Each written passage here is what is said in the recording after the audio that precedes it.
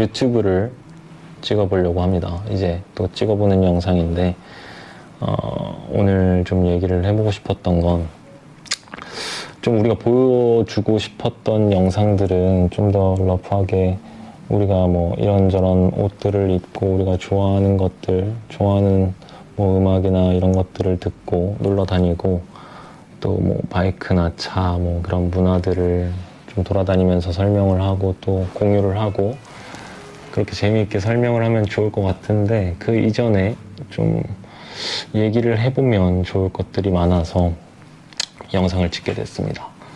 유치할 수도 있는 스토리인데 빈티지를 보고 우리는 어떤 재해석을 해서 의류를 만들고 그런 일을 하는 사람들이 왜 빈티지가 가치가 있다라고 얘기를 하는지 또 뭐 빈티지가 정답이다, 짱이다 뭐 이렇게 얘기를 하는 것보단 좀 다양한 관점에서 뭐 역사적인 이야기도 하고 뭐 재미있는 스토리나 그런 것들을 같이 공유하고 얘기를 해보면 좋을 것 같아서 이렇게 찍어보는 시간을 갖도록 하게 됐습니다.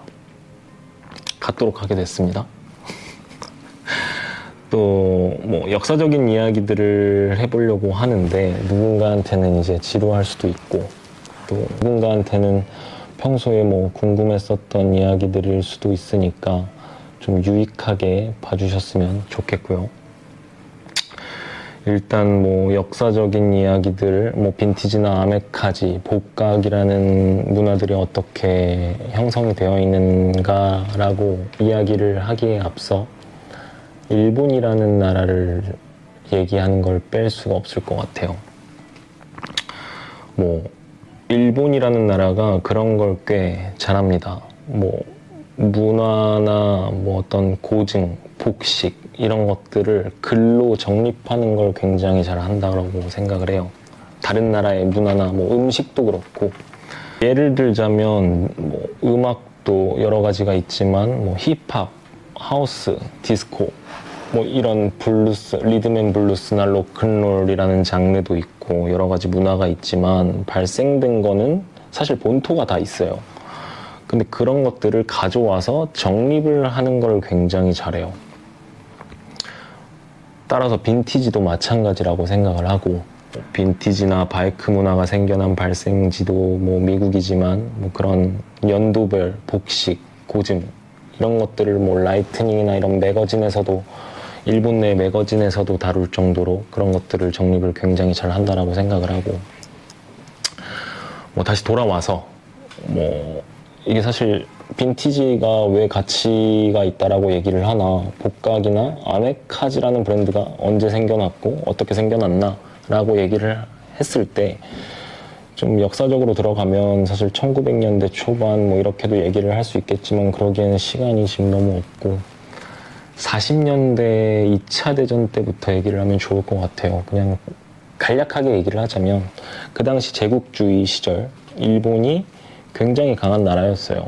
뭔가 우리나라 초등학교 때 배웠던 역사 교과서에서는 사실 우리와 일본의 관계만 나타나 있었지만 또 물론 우리도 감정이 그렇게 좋지는 않지만 사실 팩트적으로 봤을 땐 굉장히 강한 나라였어요. 그때 뭐 우리나라뿐만 아니라 중국, 태국, 뭐 동북아를 거의 점령을 하고 호주 그리고 영국군까지도 이겼었던 힘을 가졌었던 나라니까 그거는 이제 역사적인 팩트라서 어떻게 뭐 얘기를 할 수는 없을 것 같고 다들 아시다시피 뭐 오펜하이머라는 영화를 보셨으면 알듯이 미국한테 졌죠. 뭐 그것 또한 역사적인 팩트고 일본이 미국에 굉장히 강한 관심을 갖기 시작합니다. 뭐 미국의 제품들, 그들의 라이프 스타일이나 그들의 기술력들 이런 거에 엄청난 관심을 갖기 시작을 하는데 그때 빈티지, 의류, 제품, 문화, 음악 이런 것들 또한 뭐 일본인들이 미국에 엄청난 영향을 많이 받았고 이제 미국 얘기를 하자면 미국은 그 당시에 굉장히 호황기를 맞고 있었어요. 50년대 당시에.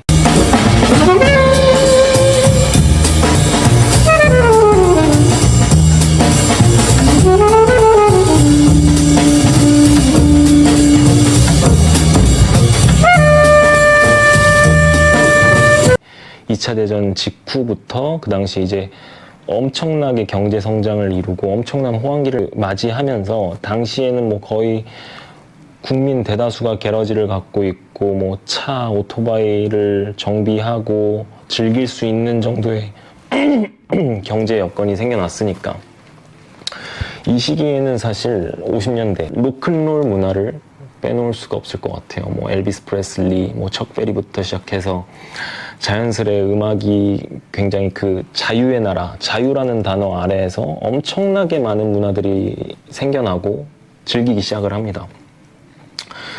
그 미국 내에서 생겨난 이제 멋진 철학이 이제 자유, 이게 생겨나면서 여러 가지 부수적으로 즐길 거리들이 많이 생겨나게 되는데 이제 뭐 전 세계적으로 그 당시에 이제 미국에 집중을 하게 돼요. 뭐 40년대 이후에도 리듬앤블루스나 한로드, 뭐 커스텀 문화, 모터사이클, 미국의 게러지 문화도 여전히 있었지만 전 세계적으로 이제 교류를 하면서 미국의 라이프 스타일이 엄청나게 퍼지기 시작을 해요. 뭐 당시에 우리나라는 전쟁 직후였지만 뭐 예를 들자면 미국의 데님, 노동자 계층을 나타내던 그 데님이라는 아이템이 전 세계적으로 이제 미국 자유 국가의 어떤 상징을 입는다라는 패션 아이템으로 자리 잡던 시기이기도 하죠. 뭔가 좀 반항아적인 이미지나 좀 더 자유를 갈망하는 청년들이 입던 복장이라는 키워드가 달릴 정도로 유명했던 아이템인데 데님이 이제 그런 식으로 전 세계로 퍼지기 시작을 합니다. 뭐 빈티지 중에서도 뭐 여러 가지가 있지만 뭐 데님만을 지금 얘기를 하자면 그렇게 이제 일본 내에서도 빈티지 데님들이 수입되기 시작을 하면서 많은 국민들한테 데님, 빈티지 데님, 미국의 빈티지 데님이 엄청나게 선풍적인 인기를 끌게 돼요. 뭐 예를 들어 그 반항아적인 이미지들을 입는다라거나 뭐 헐리우드 영화도 뭐 큰 몫을 하게 되고 데님이 엄청나게 유행을 하면서 자연스럽게 이제 복각 브랜드가 생겨나기 시작을 해요.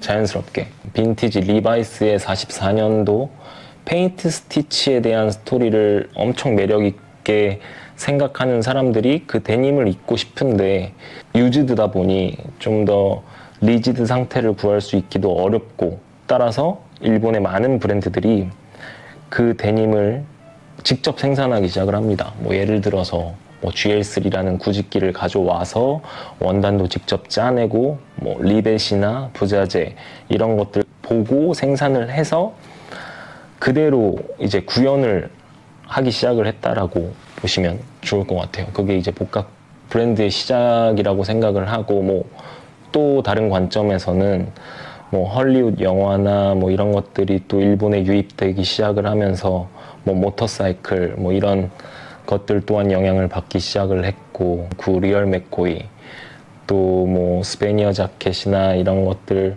뭐 테일러 토요 엔터프라이즈 산하의 브랜드들 뭐 버즈릭슨이나 페로우즈 또 오사카 5의 데님들이 이제 복각 브랜드가 시작이 되었죠. 그리고 아메카지 브랜드는 사실 뭐 지금 생각이 나는 거는 딱히 떠오르지 않지만 뭐 예를 들자면 텐더로인 같은 브랜드들이 생겨나기 시작합니다. 뭐 90년대 이후부터 아메카지 브랜드라는 건 좀 그 디렉터가 빈티지를 콜렉팅하거나 미국의 아메리칸 컬처를 경험하거나 뭐 빈티지 제품들을 가져와서 조금 실물 복각 대신에 좀 더 자기의 생각을 넣는다라든가 어떤 브랜드의 메시지를 넣는다라든가 어떤 브랜드의 감성을 담는다라든가 그런 것들을 담기 시작하는 것들이 아메카지 브랜드의 시작이라고 생각을 해요. 뭐 아까 얘기했던 브랜드들이 뭐 텐더로인이나 이런 브랜드들이 처음 시작을 했고 근데 간혹 가다가 뭐 유튜브나 이런 걸 보면 좀 어떤 복장들을 비교를 하면서 뭐 아메리칸 스타일이랑 아메카지 스타일을 비교를 하는 것들을 많이 봤는데 사실 제 생각은 다 아메리칸 스타일은 맞는 거고 사실 진짜 리얼 빈티지 스타일은 그 복식이라는 게 있어요. 뭐 예를 들어서 웨이스트 오버즈는 노동자 스타일에 맞게끔 뭐 워크캡이라든가 뭐 커버홀이라든가 이런 것들을 같이 매치를 해서 그 당시에 이제 시대적인 복식을 그대로 따라하고 그 제품도 실물 복각으로 만들어지거나 진짜 빈티지 제품을 착용을 하거나. 근데 이제 아메카지 브랜드라는 건 조금 성격이 다른데 뭐 80년대, 90년대 이후로 어쨌든 현대적으로 입던 젊은 층들이 빈티지 제품들의 요소 그 제품들 각각을 가져와서 조금 더 자유롭게 매칭을 하기 시작을 합니다. 뭐 예를 들어서 웨스트 오버즈를 뭐 꼭 서스펜더나 꼭 그런 부츠만을 같이 매치하는 게 아니라 그 시대의 복식을 그대로 입는 게 아니라 좀 더 웨어러블하고 좀 더 캐주얼하게 입기 시작을 해요. 뭐 예를 들어 웨이스트 오버즈의 스니커즈를 착용을 한다라든가 뭐 데님을 조금 내려 입는다라든가 좀 더 편하게 뭐 티셔츠를 그 전에는 그 시대적인 복식으로 따지면 티셔츠를 안으로 넣어서 좀 이너 셔츠 방식으로 입었었던 시기가 좀 더 빈티지 옛날 방식인데 좀 뭐 티셔츠를 빼서 좀 더 캐주얼하게 입는다라든가 그런 것들이 저는 이제 아메카지 스타일이라고 생각을 합니다. 좀 더 현대적으로 그 복장 제품들을 가져오는데 좀 스타일링 자체를 좀 더 스트릿하게 매치를 하는 걸 저는 아메카지 스타일이라고 생각을 해요.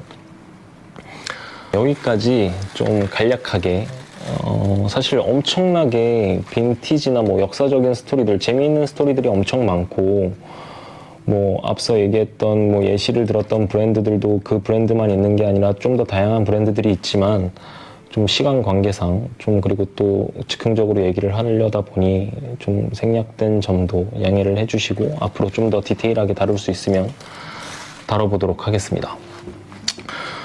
뭐 사실 여기까지 역사적인 관점에서 빈티지부터 시작을 해서 어떻게 뭐 전 세계가 어떤 라이프 스타일을 집중을 해서 뭐 복각 브랜드들이 생겨났고 뭐 복각 브랜드 이후에 뭔가 아메카지 브랜드들이 생겨나면서 이런 것들을 그냥 간략하게 얘기를 해봤는데 사실 뭐 일본의 어떤 브랜드가 짱이다, 뭐 빈티지가 짱이고 정답이다, 뭐 끝판왕이다. 사실 이런 얘기를 하려고 이런 얘기를 한 게 아니라 사실 빈티지에서도 사실 미국 본토 커뮤니티 내에서도 이 되게 회의적인 시선들도 되게 많아요.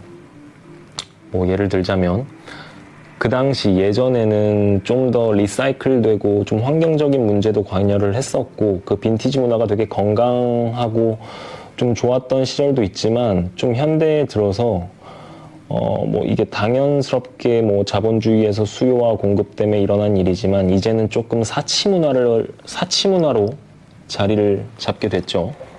그래서 그 또 일각에서는 빈티지 문화에 대해서 좀 회의적인 시선으로 보는 관점도 있고 뭐 여러 가지 관점이 있고 뭐 좋은 점, 나쁜 점 이런 것들도 있기 때문에 앞으로 좀 우리가 얘기하려고 하는 건 뭐 이게 끝판왕이니까 뭐 이런 걸 사라 이런 걸 얘기를 하기보단 뭐 이런 시선도 있고 저런 관점도 있으니까 뭐 우리가 그냥 순수하게 즐기고 우리가 좋아하는 것들 그냥 그 정도로만 봐주셨으면 좋겠습니다. 다음부터는 좀 뭐 우리가 좋아하는 아이템이나 뭐 시대적으로 어떻게 다른지 좀 캐주얼하게 얘기를 해보면 좋을 것 같아서 다음에 한 번 더 얘기를 해보겠습니다. 감사합니다.